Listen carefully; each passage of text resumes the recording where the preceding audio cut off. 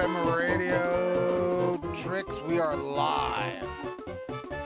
What is up, gamers? We are back because it is Wednesday, a little after 7:30, here to bring you video game music and news. And boy, is it going to be a news show tonight, ladies and gentlemen.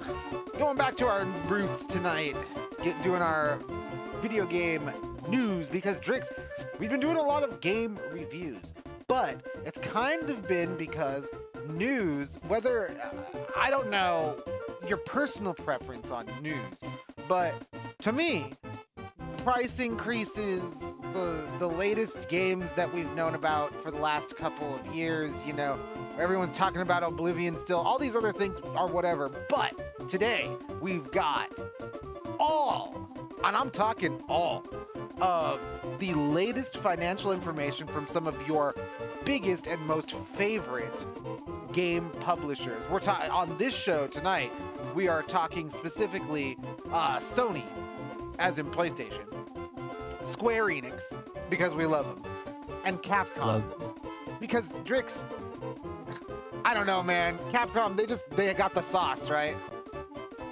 To me, yeah. No, other people might have their gripes, but to me, they've always got it. Like, I still hold, like, you know, most of their artwork, even without a game, in very high regard as far as just our favorite character designs and environments and, you know, pixel stuff I've seen on screens. Hey, listen, we all love Capcom. We have our fond Capcom favorites. You know, I'm a Power Stone fan. We got a Capcom game that's coming up later this week. We're going to talk about new releases. But Drix, we have to remember that Capcom wasn't always like this. They have had a rough road, and there have been more than a few blunders in the Capcom catalog. There are, you know, from fighting games to Resident Evil games to action games, they don't do everything perfectly, but hey, these latest financials, they would prove to you that Capcom, they knew what they were doing the whole time. Yeah, they're playing the long game, the long con.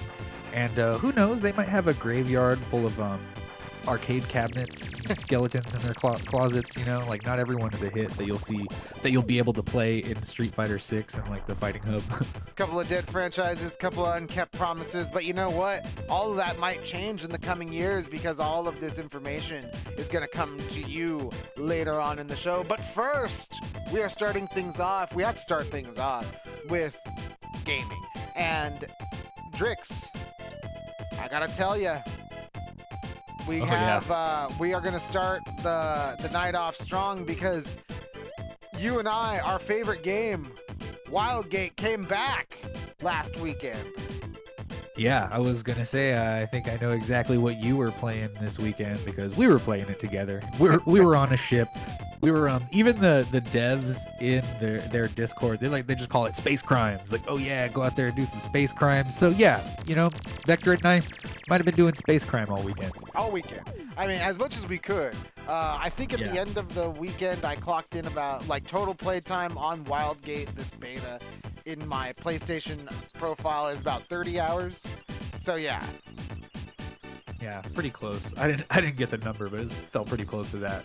Yeah, a solid day, maybe a day and a half. Yeah, this game, I don't know, man. Like, it's great.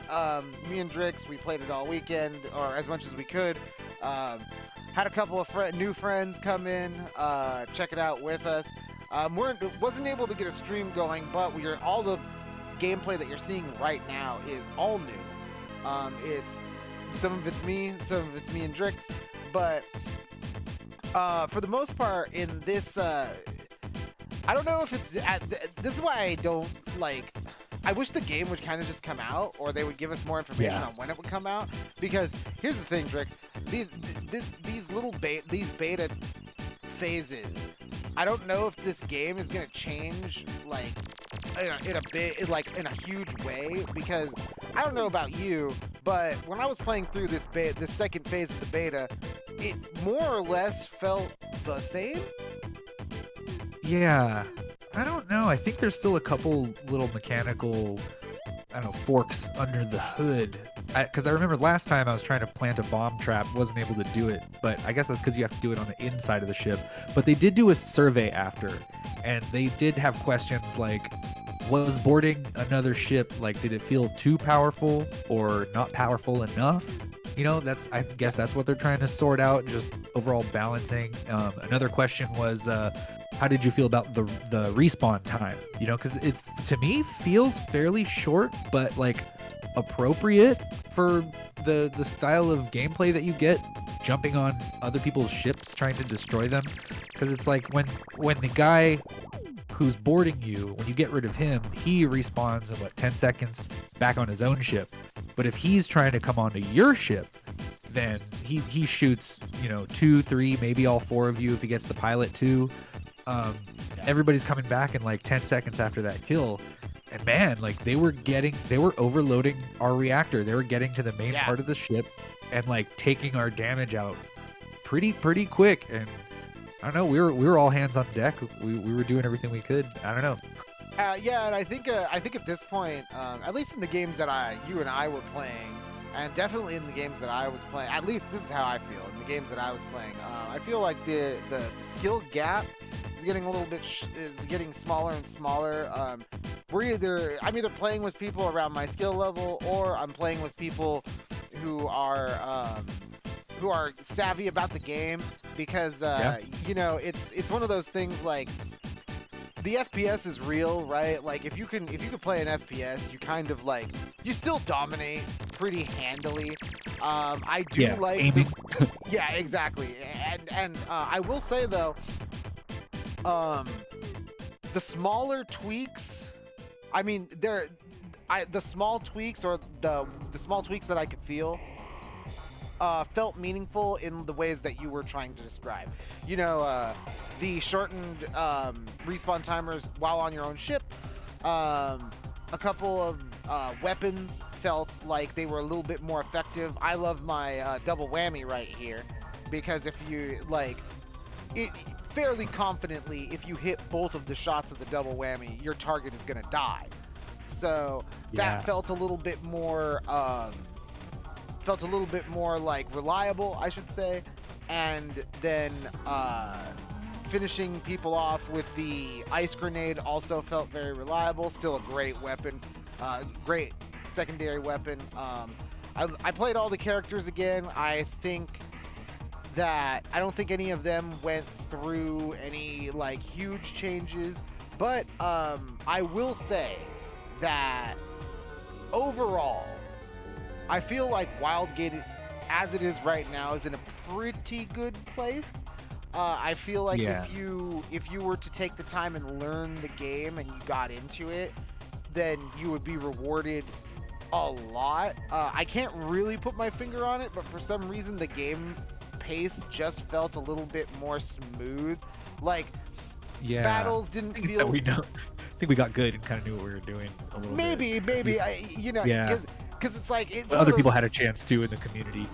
Yeah, that's why I say some people are real good. Yeah, that's exactly what I was gonna say, Drix. Not just at shooting, but at piloting, the game, navigating space. Yeah. That's why I was saying I think the skill gap overall kind of closed in this beta, because we were going up against people who were giving us a run for our money in every aspect, whether they were trying to dogfight, whether they were trying to board, whether they were trying to just sneak around space and slowly and quietly gather resources and upgrades for the ships, and just take away the artifact. More than a couple times, I've had the artifact stolen out from under me. Yeah, and that more than once. Yeah, and that didn't happen I felt like that didn't happen a lot in the last beta test. Huh. Yeah, in the last beta test, it kind of felt pretty deathmatchy, with the occasional artifact mad grab and smash and grab. But this one this time around felt a lot more focused on kind of how you wanted to play it, and if your team kind of responded to that play style. Because like if you wanted to go hunt another ship, you could. If you wanted to go gather resources, you could, as long as another ship, wasn't trying to hunt you down. Yeah, I'm DIY Unicron on the B-roll, by the way. Yeah, I'm Defiant Deity. I'm the perspective that you're seeing it from. But there's a lot. I gotta highlight that last mission, or like one of the last ones we played, where I got one of the two like better ships, and I was looking at the small, speedy, fast but unarmored guy, and man, that dogfight. Yeah. He hid in the fog, and we couldn't see him at the guns, and we couldn't land any shots, couldn't attack, and then he had his shields down too, and I was like, why is he putting his shields down? He's going faster, but like, is that going to save him from us?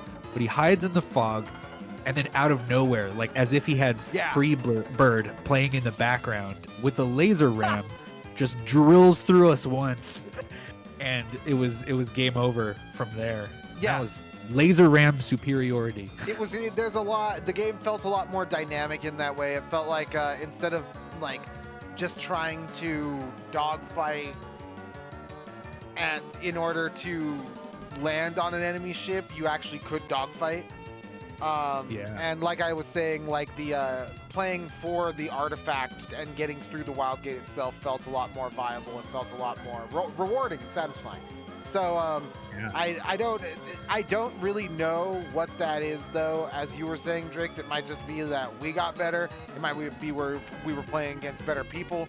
I know for a fact that you and I played against some really crazy people who just kind of wiped us out, and we also went up against a couple people who we just immediately wiped out. Yeah, it could go either way. I feel like when I was playing by myself, it got to a point, especially since I had played the previous beta, where I was like the highest ranked person in the lobby or like on my squad, which is kind of a new feeling for me. Nice. On these PvP games, but I just got ahead of the curve, I guess. Hell But, yeah. Still absolutely in love with Wildgate. Like, when is this coming out? Yeah. I had a great time, and I have some friends who might also want to have a great time playing this. Yeah, actually, I was going to say, I love this game too. This is probably, like I said, like I opened up with, this is probably my favorite game, like my favorite new game. Like it's got that old school gaming charm. It's got like, this feels like a game from an older era with modern sensibilities, because it doesn't take it as weird as as cliche as it might be to say, it's not a game that takes itself too seriously. And this is a game that made me realize some game how seriously unserious a lot of games are. Like, I mean, this game could take place in the same universe as like Ratchet and Clank, or like Jack and Daxter. Like, oh, this is just a spin-off of something like that. This could take the future Sly Cooper. This could take I could see this taking place in like the same world as like Jet Force Gemini. You know what I mean? 100%. Like, I could see this like taking place in like so rare. Yeah, the same universe as like, I don't know, Banjo-Kazooie, like a nuts and bolts kind of thing, because it has it's hard to put your finger on it, but it's just the old school charm. Like it's the element of style over everything almost. Yeah. Even if it's style of space combat. Yeah. Ship to ship PvP FPS gameplay. And I think you know what, Drix? I think you just hit the nail on the head with that, because it's a smooth blend. The smooth blend and a smooth blend that ultimately adds up into something that is, I'll take it from you, unrelentingly stylish. Style over everything.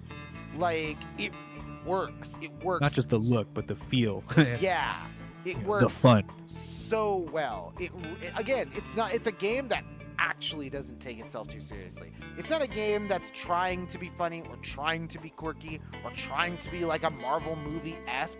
It actually just feels like that naturally. it doesn't need to like go. Nothing feels like a reach as far as the world design, the character design, what the characters say, their attitudes. Setup, marketing, no trailers yet. The weapons, even like the small things, the weapons, the character's armor, like the names of the weapons, like the shotgun's like a double whammy. The names of the ships speak for themselves. Like, okay, this was the attitude going into this. Yeah, this is it's got that the Mungus, the style. Mighty Cheese, the Diggy Diggy Bam Bam. Yeah, and it's a very fun atmosphere overall, putting fun and style above everything, and that's why it pains me to say that to say my biggest complaint is that when the fuck is this game coming out? Yeah, that is a crime. We have tasted the fruit and we want the whole tree. Yeah, like what the fuck? Like I mean I get it, like they say it in the Discord, and like they oh Jesus, what the hell kind of flyling job is going on? They say it in the Discord. They like the devs, let them cook. The devs are taking your feedback and like trying to make the best game that they possibly can make. But dude, like I was joking with you while we were playing. Like, what if this just is the strategy? Like, what if the strategy is just like we're gonna turn the game off and on and off and on. You're gonna be able to play it like sometimes, and you're gonna keep all of your progression and all of your unlocks, but you're gonna not be able to play the game unless we say that you can play the game. It's like, dude, it's like a big tease. I think in relationships they call that breadcrumbing. Yeah, there you go. Like. Just enough to keep you hanging on. Yeah, man, it's brutal because I just want to play this game all day. Yeah, they might be in the paralysis of overanalysis. I mean, it's not like they can't just sell it to us and patch it later. But also another one of the survey questions was, how much would you pay for this? How much would you pay for this? I was like, I paid $40 for Helldivers. I actually, on sale, paid $40 for Visions of Mana, Final Fantasy VII Rebirth, and Yakuza Like a Dragon. Yeah, right. That's my RPG backlog. But yeah, I definitely gave all of this game high. In the survey, I gave this game high marks, and there is it feels a lot more. The refinements they made aren't super palpable, but they feel. Like enough to make it feel like this is like the experience that is smooth, well-rounded, and has a lot to offer people who really want that space combat exploration experience, because like just that sense of wonder. And then intensity as that ramps up into intensity as these dogfights happen, and then people just start boarding. It's crazy. It gets insane. Yeah, not unlike Dota 2 or any other MOBA. You have to be doing something the whole time. Depending on whether it's the early game, late game, middle of the game. You gotta have a plan, a strategy, some team synergy. Never hurt nobody. And pick a job and do it. So, I don't know. Like, we don't know when this game is gonna come out. We don't know when there's gonna be another beta test. I'll give them one more. Yeah, seriously. We'll go on 2, maybe 3 dates, and then we're gonna have a talk. I gotta put my foot down because, like, this. There's a lot that was added into this game, and there was a lot of refinements. But I did notice a couple of strange changes. Like, I don't know if anybody or you noticed, Drix, but they did remove 2 of the character silhouettes for like the more humanoid looking characters, like the more human shaped characters. Like there were a couple of adventure entry changes, a couple of rewards switched around. And like, so there was a little bit, there is things going on under the hood. So they might, we might be seeing a situation where a lot is being actually reworked and reconsidered to get the game out as fast as they can. Yeah. Read my reception of it and andale, por favor. Yeah, seriously. So I love this game still. It's Wildgate. You got to check it out. You got to just make sure that you're a part of the Discord. You got to make sure that you just like go to the website, sign up, because man, if you haven't played this game and you want a game to play with friends, I can't recommend a better game. Yeah, couch co-op or not, yeesh, I can't wait to play more of this. I was hooked, didn't want to put it down, wanted to queue up again, but had to do other stuff with life. Yeah, no, I would have. This is one of those games where I think about it, and seriously, when this game gets a release date, like a concrete release date, I actually might take like time off work for it. Yeah, I was just thinking I would do it, and even if I did, I don't think that would get it out of my system. I think it. A couple days off work, just playing. Probably would still want to play. Yeah. On the 4th, 5th day. I would just be key. I would keep thinking about it. Like I would take like 2 or 3 days off work, and then like go back to work, being like, "Fuck, I just want to be at home playing Wildgate." Like like, Wildgate vacation, man. Yeah, Wildgate vacation, baby. Like that's what's up, So woo! It's the new spring break. Yeah.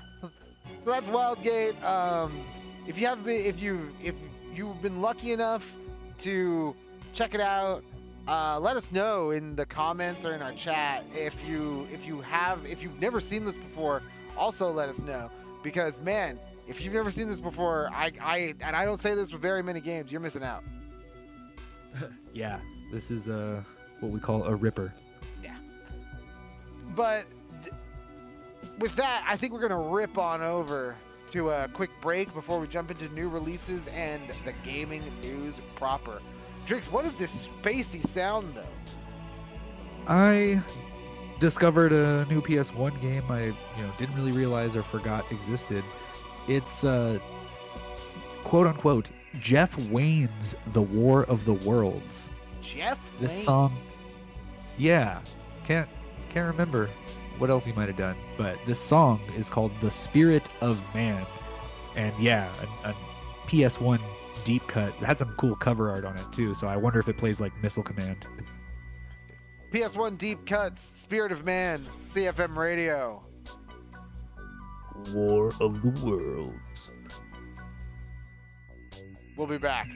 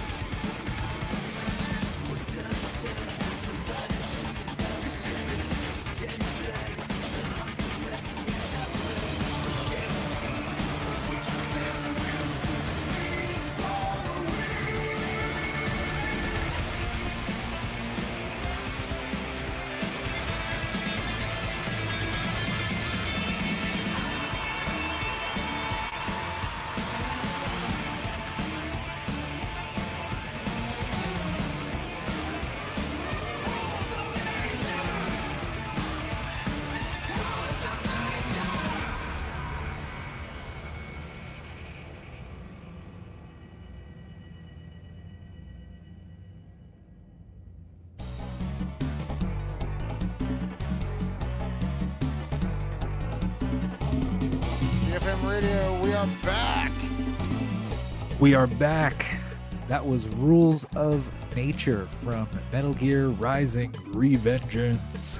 Love that edgy rock vocal sound they got coming out of that OST. Love that rock vocal sound. Team it up with the Final Fantasy VII Rebirth visuals, and you know what? You got a blast from the past packet that fits together like a glove. CFM Radio, you're listening to it right now. If you're listening right now, give us a like. If you haven't subscribed, why not? If you're in the chat, say what's up. We got a little bit of a conversation going on here. M. Stonewall C, interested in Wildgate. Gotta say, it's pretty amazing. Oh, yeah. I have a list of people I should have hit up to play it with me, too. I didn't get to everybody, would you believe? M. Stonewall C, totally on that list. I mean, man. Because it's cross-platform, you know? I was playing on PS5, you know? Other people playing on PC with us. Man, and you know, the thing is, they only give you like 1 or 2 codes, or friend codes, you know, so it's not like you could get a whole posse going on. That was my whole thing. Yeah. No, or if you're interested, you can head down to the Steam page and click on a button that says you're interested. They might send you an email. Yeah. So that's one of the best ways to get it on Steam. Wildgate. Joseph Ledesma in the chat. How's it going? What up, Ka? What up? And but that was Wildgate. We started off our show with a recap of Drix and I's favorite new multiplayer sci-fi experience. I don't know. You know, it's pretty awesome. Yeah. But you know, Drix, as awesome as that is, this week we've got it's pretty stacked. Oh yeah, big time. Some big names that we've been anticipating for a bit. You know, something for the fighting and action adventure guys in all of us. Oh yeah, absolutely. It's you know, Drix, it's just one of those times. One of my favorite times in the show. It's just time for new releases. Yeah. Stay on the pulse of what's coming out, what's happening around you in weekly doses here on Wednesdays, CFM. And first up, we have Culebra, Souls of Limbo. Ooh, you said the Souls word. I did. And it's a humble... Well, this week is stacked with big new releases. First one we have is a humble indie game, and this one looks like it's got a ton of charm, wouldn't you say? Oh yeah. From the official website, quote, Culebra and the Souls of Limbo is a 3D adventure game where you'll meet the many good and not so good folks of Limbo, a place where souls with deep regrets are cursed into repeating the same day on a loop. Use your wits and keen eye to gather clues from the residents and find items that will help you breach the obstacles in your path one by one. Culebra and the Souls of Limbo hits PC, Switch, and Xbox Series consoles this Friday, May 16th. Yeah, Culebra and the Souls of Limbo totally looks like something that came out of your favorite, 90s Cartoon Network or Nickelodeon. They came right out of Kablam. Right. Yeah, definitely has a ton of charm. I love the graphics and I love the visuals. It looks amazing. Yeah. Otherworldly construction paper. Right. Fantastic, majestic, more South Park but cuter. And that's just the first game coming out this week, because next game we've got also comes out on Friday, May 16th, and it is from Humble Indie to Nostalgia Blast from the past. We've got the Capcom Fighting Collection 2. Oh yes, put those emulators down, everyone. Put them down. You don't need to hang out on Fightcade tonight. You can do it the correct way. From the play online with your friends. From the official website, quote, fight as one of the many colorful characters from the Capcom vs. SNK series. Cross fists with the extensive roster of the final installment of Street Fighter Alpha. Make the world your weapon in the Power Stone series.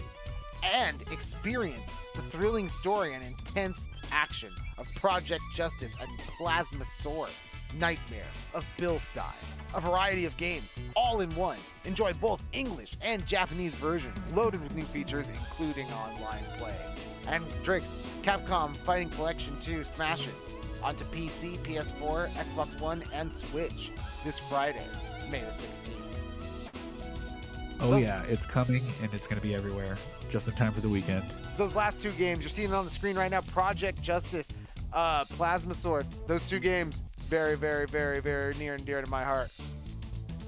Yeah, I'm a big Power Stone fan too. One of the early, like, arena style games. You don't really see fighting games like that. It's a bit out of the 2D realm and into a more 3D fighting experience. Wacky party game, quote unquote. Not a real fighting game. And that is the Capcom Fighting Collection 2. It's coming at you this Friday, May 16th. And finally, our final new release of the night that we're talking about is Doom, the Dark Ages. Oh yeah. I can't wait to see what they've done with not just industrial metal, but also medieval sound design. This one, Drix, everyone's been waiting for this one. Yeah, there is now a trilogy, but that started in 2016. Yeah, exactly. And with that, here it is from the official website. Quote, Doom, the Dark Ages is the prequel to the critically acclaimed Doom 2016 and Doom Eternal that tells an epic cinematic story worthy of the Doom Slayer's legend. In this third installment of the modern Doom series, players will step into the blood-stained boots of the Doom Slayer in this never-before-seen dark and sinister medieval war against hell. Doom, the Dark Ages tears its way onto PC, PS5, and Xbox Series consoles this Friday, May 16th, and Drake's Friday is stacked. Yeah, absolutely. Big weekend for gamers. Huge weekend for gamers, Drix. It is pretty crazy. We've got a lot going on. Yeah, it's like Evil Dead 1 and 2, and this is Army of Darkness going back in time. Yeah, seriously. It's going to be a good one. Looks beautiful. I hear this is one of those games that really shows you like what the current generation consoles, like the PS5 and the Xbox Series X, what they can do. Yeah, absolutely. It looks gorgeous, but dark. And so, make sure you balance out the shadows on your TV, or just crank up the brightness so you can see everything and nothing will scare you. And if you have the digital deluxe edition, you can play Doom: The Dark Ages right now. Ooh, almost worth forking out some extra dough. Seriously. But Drix, with that, we are going to move on to our next bit of video game news. And you know what? It is all about the numbers today, Drix.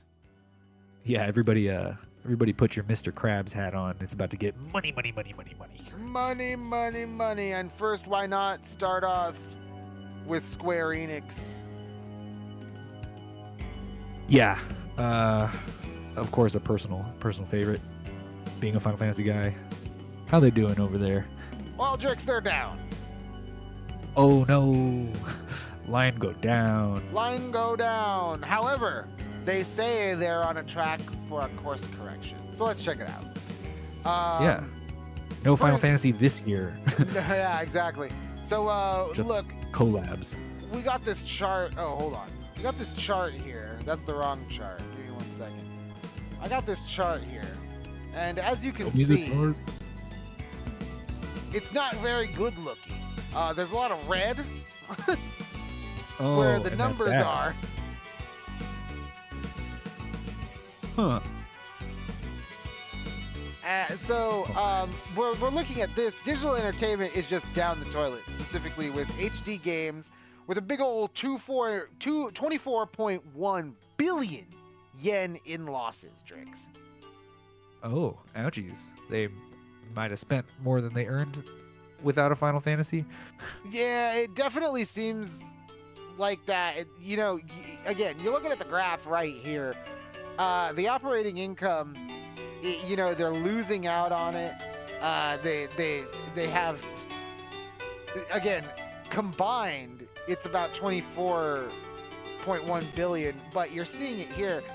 The net sales is just down by 3% in total, and the operating income is just, through the roof. And the operating income margins are literally negligible. Like, it's just not. It does not look great. Whew. Yeah, that's a bit upside down as far as where you'd like your business to be. Yeah, just a little bit, but hey, here's the thing, right? They say that the Dragon Quest remake has let them reassess and so Square is they say they're rebooting the company, quote unquote. Not rebranding, but re-optimizing with new goals in mind. It sounds like they got some 2.5 HD, not quite 3D, 2.5D, but in HD. So here's that slide, and here is the key. There's a lot. They have a whole thing. It's like, here's 4 pillars of growth. Here's the real deal right here, Drake. Part 1 of the real deal is, quote, the shift from quantity to quality, delivering undeniable fun. Now, so you could say whatever you wanted about Squareenix, but it didn't really ever seem like they got that multiplayer thing quite right. They definitely never got free-to-play right. Yeah, man, they did make a lot of mobile shovelware, didn't they? Yeah, they made a lot of mobile shovelware. And so when you're reading what it says here on the screen, it seems as though they are going to try to... They've internalized that craftsmanship that came from the surprisingly successful Dragon Quest remake. Oh? Because they, this second bullet point right here is a telltale sign. When it reads, quote, when allocating human talent and development investments, prioritize titles with strong potential to be loved for years, while also enhancing the skill sets of the core teams responsible for developing titles that sustain each IP. So, Drix, clearly, we've seen this before, right? They're doubling down on their most successful IPs. And who could blame them? Yeah, that's really what you do. I mean, I don't go around, riding fish mammals in the ocean, but I assume it'd probably be easier to ride a dolphin than it would a whale. Possibly. Yeah, and we're going to go here. The analogy I'm giving. Yeah, it's a succinct one, because we're going to go here to the other key slide of Square strategy. You're seeing it here on the screen. Diversify earnings opportunities by strengthening customer contact points. What it means right below the real point. Shift to a multi-platform strategy. Drix, they got burned by the PlayStation exclusive. Did they? It looks like it. Huh.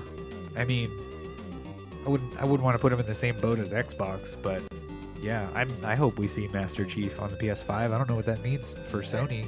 We're going to see Marcus Phoenix on PS5, but that's neither here nor there, because this right here, Square's idea, all of it is, again, bullet point number 1, aggressively pursue a multi-platform strategy for HD titles that includes Nintendo platforms, PlayStation, Xbox, and PCs. So everything. Yeah, a little more of that. Just spread the love. I mean, I don't know. It seems easier for remaking old titles versus coming up with new ones. You probably have to have that in mind from the get-go. That way you're not backtracking in production. And it's interesting that you say remake titles, because the second bullet point, right? For SD standard definition titles, explore PC launches and other options in addition to iOS and Android. So Drix, all in on all platforms. You're going to be playing Squaresoft games, Square Enix games on fucking everything. Good. I hope more people get to play more games. We'll see. I hope they're good games. Well, yeah, I was going to say, we'll see exactly the quality of game that we're going to get because, you know, a common point that you hear in game development is, man, they got to hold on to their teams. They got to get that talent. They got to foster that talent. And I agree. But, you know, if you're creating a one-size-fits-all piece of software that needs to run on a PS5 and a PC, there's a lot going on there. You know what I mean? That can come with its hurdles, you know? Yeah. And Switch 2 isn't quite here yet, but maybe they'll have a game key that you can buy physically for you. So that's Square. They're not doing too great. Square Enix, they've, you know, there was a lot of hurdles with Final Fantasy 16. The pixel remasters clearly didn't sell that great. Final Fantasy 14 has been getting, I guess it's been getting pretty lukewarm reception as of late. So yeah, they're kind of in a pickle when it comes to their financials. And, you know, as Drix was saying, Square, they're, you know, pretty near and dear to both me and Drix. So we're really hoping that they could pull through this because I don't want this to be like the end of Final Fantasy. I loved Final Fantasy 16. Like, yeah, absolutely. And I don't think we need like Mobius on the Switch or anything like that. Like, I don't know. Yeah. So Square, not the greatest, but Drix, you know what? I will say we're not going to end this on any sort of low note because we're moving on to Capcom. Yeah, all rise, baby. All rise, baby. Hey, you know what? Here's the thing. Next up, really quick, we're not going to spend a lot of time on Capcom because it's like Drix just said. He said it very succinctly. All rise. They just keep killing it. This bean counting game, it's theirs. You know? And bean counting fighting collection. Yeah, you know, because I'll just let the slides do the talking right here. You know, just read the bullet points on the slide that I've pulled up on the screen right now. If you're not reading it, I'll read it for you. The first one by itself is just insane. The first bullet point, quote, for the fiscal year 25, for the third quarter, achieved 12 consecutive years of operating growth, 10 consecutive years, over 10% of operational growth. That is insane. Yeah, that's quite the opposite of what we just saw in the Square Enix charts. And so, whenever you tune into CFM Radio and we talk Capcom, you're gonna hear me beat. We hope this you're ready point. to invest. Yeah, and you're gonna hear us beat this point like a dead horse because we were talking about this, God, almost 2 years ago now. Like, yeah, Capcom, almost as long as we've been doing the show. Yeah, Capcom, you know, they kind of busted out when Resident Evil 4 Remake came out, and they said, hey, look, you know, we have all of our games, they've got like a 5-year plan, right? Like, this game is going to come out, and everybody, the enthusiasts, are going to buy it day one. The fans are going to buy it day one, and the people who want to have all the newest games, they're all going to buy it day one. But we don't rely on those people. We rely on the people who want to see a bargain later on down the line when the game already has its DLC and all of those other things. And then they see even more value further down the line but when they release it in a collection or a compilation or as a complete edition for discounted pricing. I do like those. Never a bad time to pick up a Capcom game. Never a bad time to pick up a Capcom game. You know, Street Fighter's only gotten more characters and the like. And you know, if you're talking multiplayer, Monster Hunter is just always popping. It really doesn't matter which Monster Hunter game you play. Oh man, yeah, I have not picked that one up yet, but I'm gonna get into it heavy like my lance. Yeah, and you know, we got another chart right here. You know, again, letting the charts do the talking, because they're gonna do a better job than any one of us.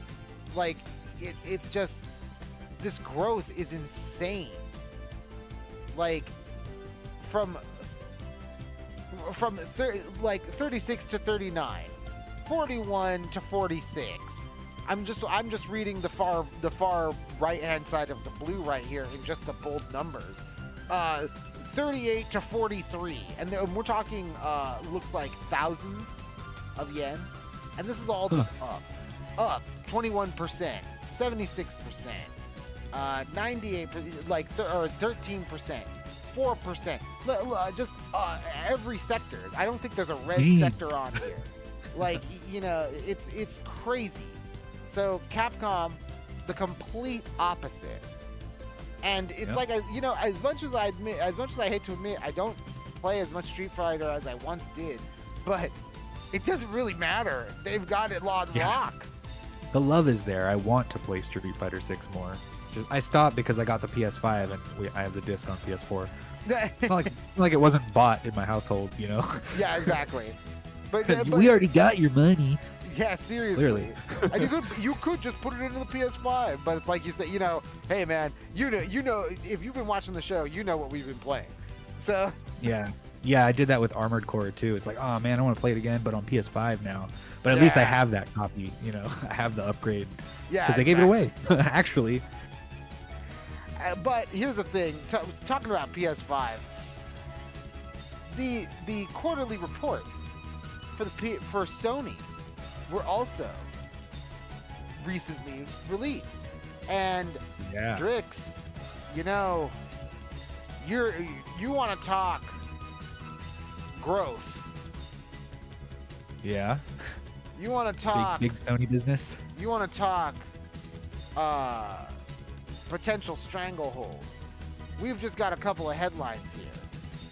Yeah, the victors of the long-running console wars. Yeah, starting to pay off all those battles. So here we go. The first headline. These come from the outlet. Here, give me 1 second. One moment. I want to make sure I get it right. And enjoy this Guile theme from the Shark X6800. So here it is, from simulationdaily.com. We've got two stories from them. And our first big story is, the headline is, quote, Sony announces large profits growth for PlayStation, expects further wins in the current fiscal year. Huh. Yeah, they've got hopes. And they've got the means. From the article, quote, according to the financial documents provided by the company, sales for the game and network segment, which includes PlayStation and PlayStation Network, were up 9% year over year, about 402.3 billion yen, due to better performances of third-party games, including add-on content and the increase in sales for network services. And then, reading further, quote, 2.8 million PS5 units were sold during the January to March quarter, bringing the total lifetime sales to 77.7 million units. So, Drix, there is no shortages of people buying PlayStation. Yeah, keep them coming. More people to play with. Reading further, you know, the quarterly units sales for the PS5 reported by Sony were over 2 times better compared to the unit sales from Nintendoswitch console. Albeit the PS5 is significantly behind in lifetime sales compared to the Switch's 152.12 million units, about half. That's still a lot of PS5 Drix. And you know what? I think that's going to be it's looking like PS5 is going to be the console of choice for GTA. Oh, you betcha. Absolutely. Yeah, so it's one of those. You're seeing it right now. Just as Drix said earlier in the stream, the Xbox PlayStation console war, it's just pretty over. Like they just We're streamers now. yeah, you've got what, Gears of War coming out on PlayStation soon. You've got there's a lot of cracks in that foundation because PlayStation, they just keep selling PS5s. People could say, oh man, they're so expensive. Oh man, you can't get them. But Xbox just raised their prices. You hear PlayStation rumored to be raising prices, but there's nothing concrete yet. Yeah, different folks, different tariffs, I guess. They say that in this same article, they explain how they've diversified outside of China for a lot of their manufacturing. Yeah, that's what we do nowadays. Right. Yeah, but it's interesting because it sounds like they are riding on that manufacturing and getting consoles into people's hands way more than anybody thought. Because from Simulation Daily, they also have another article with a headline of, quote, the company expects higher revenue and profits, really quick. It is, I lost it. It is security from System Shock for the PC. Shock. Yeah, seriously. Oh man, and our Cyberpunk Anthem. If we could just bypass the firewall and access the mainframe, now we're in. Another article from the same outlet, because here's the headline. Sony aims to sell 15 million PS5 units this year, but is shifting focus to monthly active users. Yeah, shifting gears, just having people there and playing. That is the most important thing. The most important thing is just having people there and playing. Other than the money. That's what Phil Spencer says. He cares about players. He does. He cares about them. He cares about them playing on Xbox. I too play video games, fellow kids. Fellow kids. And from the article, quote, the company expects higher revenue and profits from PlayStation Plus and aims to maximize average revenue per user of the PlayStation Store through personalization and pricing optimization. In the current fiscal year between April 2025 and March 2026, Sony expects further growth for its first-party studios businesses due to user expansion driven by single-player narrative games like Ghost of Yotei and live service games like Marathon, on top of the continued success of games that have already been launched and ongoing live services like Helldivers 2 and Destiny 2. Oh yeah, it's not a bad time to get back into Helldivers 2 as well. They just added weapon customization. Yeah, see, there you go. Always a good time to pick that up again. Reading further, quote, Sony plans to also focus on, quote, stronger, profitable peripherals such as PlayStation Portal, on which they recently introduced beta cloud streaming that allows users to enjoy games on the go more easily. Yeah, that's got to be pretty interesting, pretty fun. A little portal, take your PS5 with you. Exactly. And here we keep going further, quote, as the installed base of the PS5 continues to increase, the transition from PS4 to PS5 will continue to happen, on top of the influx of many new users. That's why CFO Lin Tao is confident that monthly active users will increase, even if PS5 sales may slow down. She also added that in the current fiscal year between 2025 and March 2026, Sony expects to ship 15 million PS5 units, which would bring total lifetime sales for the console as of March 31st, 2026 to 92.7 million units. Oh yeah, we get to close the story with a boast even. Like Babe Ruth's about to knock one out of the park here. That being said, she cautioned that this prediction isn't set in stone because there is a lot of uncertainty in the market, including the tariffs. There they are, Drix, the tariffs. Oh, tariffs! They said the word. Tariffs. Yeah, we are cautiously optimistic. Because our situation could change at any time. Yeah, I think that goes for everybody. But yeah. They did get those third-party developers going, like we were talking about a year ago. Yep, we were talking about that. The third-party developers, they really here's the hardware, came make the through. game. Yep, they really came through. It looks like, I mean, fuck.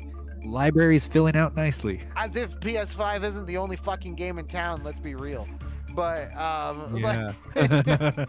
I think we can count on that, but we're cautiously optimistic. Yeah. So, I think, you know, it looks like Phil Spencer continues to be right about being the losing dog in the race, Drix, because, you know,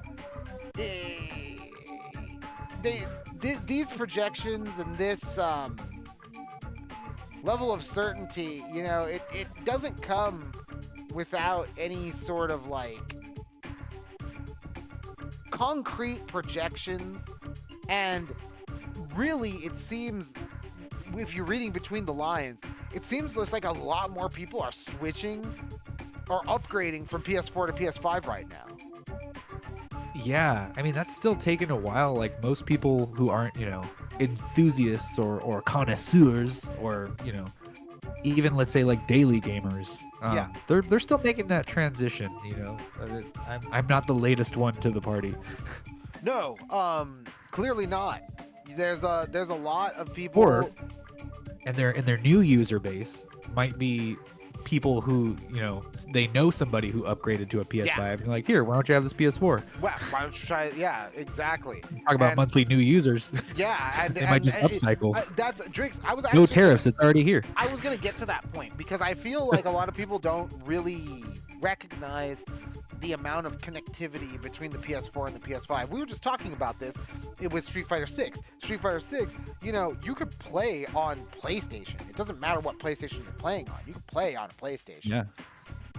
Like, a lot of these games that have been releasing over the last few years, I think this year is like the year the current console generation really comes into its own, I would say. Yeah. Like, this is like I don't know if we've said it before, but we'll say it again. Yeah, you know, this is the year of your PS5 and your Xbox Series X.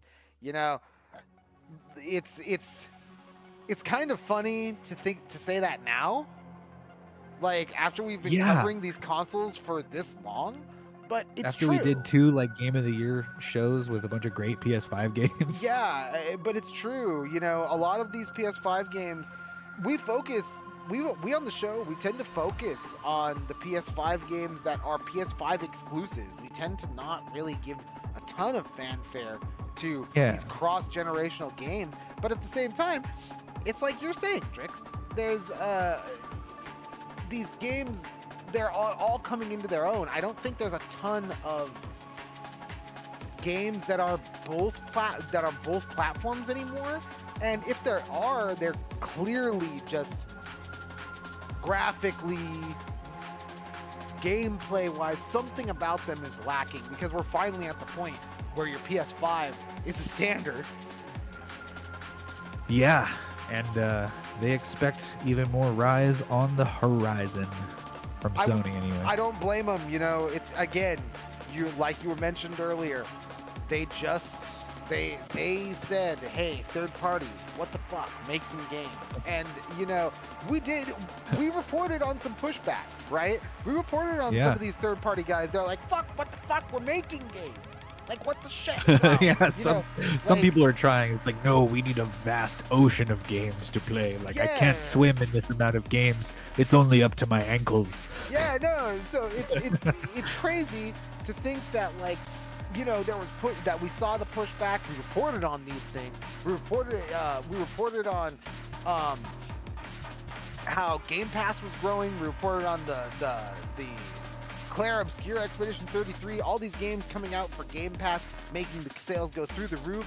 But we have the real numbers now, and the real numbers say, hey, guess what?